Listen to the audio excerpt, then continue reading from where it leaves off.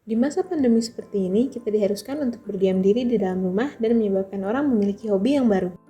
Salah satunya ialah berkebun. Melihat tanaman-tanaman yang kita rawat dapat bertumbuh dan berkembang akan membuat hati kita senang. Tapi, tahukah kalian mengapa tumbuhan dapat bertumbuh dan berkembang? Ya, hal itu dikarenakan tumbuhan memiliki jaringan. Pada kesempatan kali ini, kita akan membahas mengenai jaringan tumbuhan.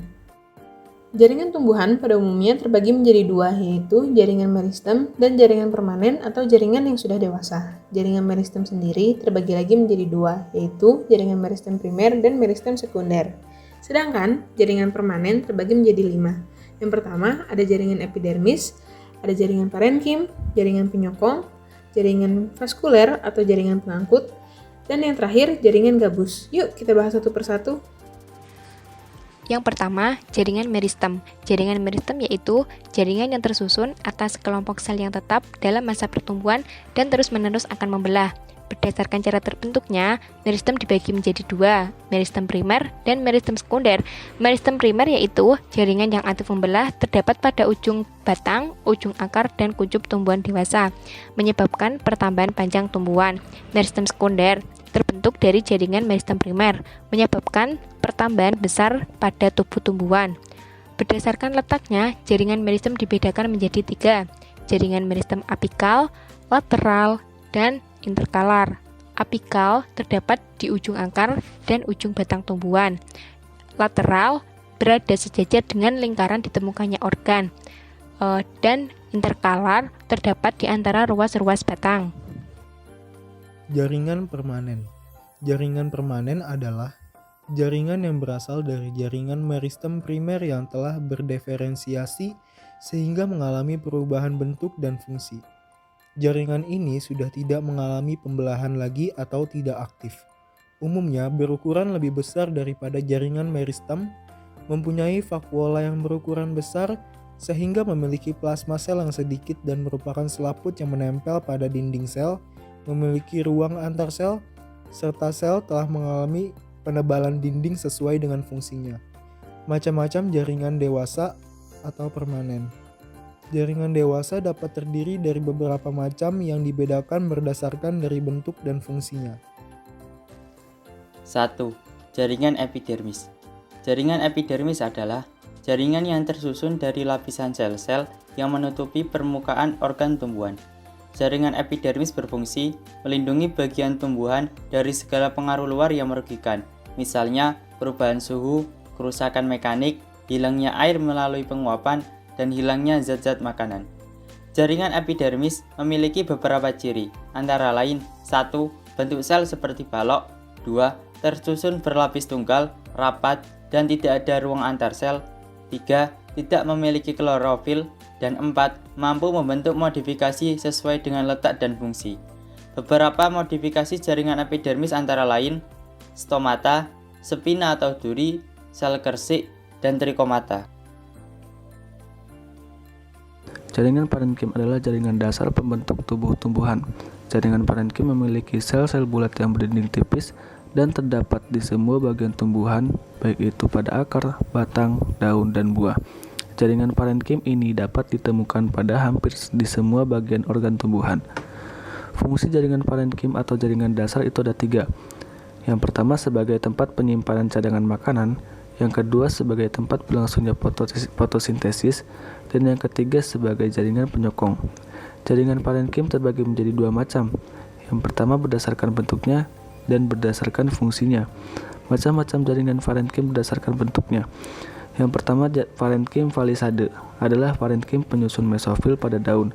Jaringan ini terdapat pada biji dengan bentuk sel panjang, tegak, mengandung banyak klorofas. Yang kedua adalah parenkim bunga karang. Jaringan penyusun mesofil daun yang berukuran tidak tetap, serta terdapat ruang antar sel lebar. Yang ketiga adalah parenkim bintang, adalah jaringan yang dapat ditemukan pada tangkai daun Channa sp dengan bentuk seperti bintang yang bersambung pada bagian ujungnya. Yang keempat adalah parenkim lipatan, adalah jaringan yang dapat dijumpai pada mesiofil daun pinus dan padi. Terjadi perlipatan ke arah dalam pada bagian dinding sel dan mengandung banyak kloroplast. jaringan parenkim berdasarkan fungsinya. 1. Parenkim asimilasi atau klorenkim, mengandung klorofil dan berfungsi untuk fotosintesis. 2. Parenkim air, jaringan yang terdapat pada tumbuhan xerofit atau epifit sebagai penimbun atau menyimpan air untuk melewati musim kering. 3. Parenkim penimbun, jaringan yang berfungsi sebagai tempat penyimpanan cadangan makanan.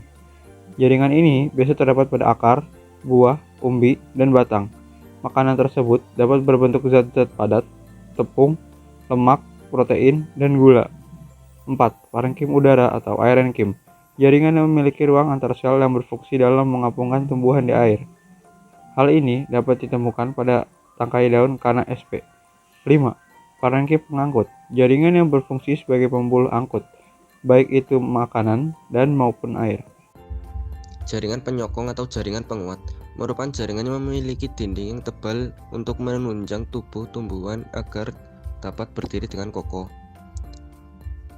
Terdiri dari jaringan kolenkim dan jaringan sklerenkim.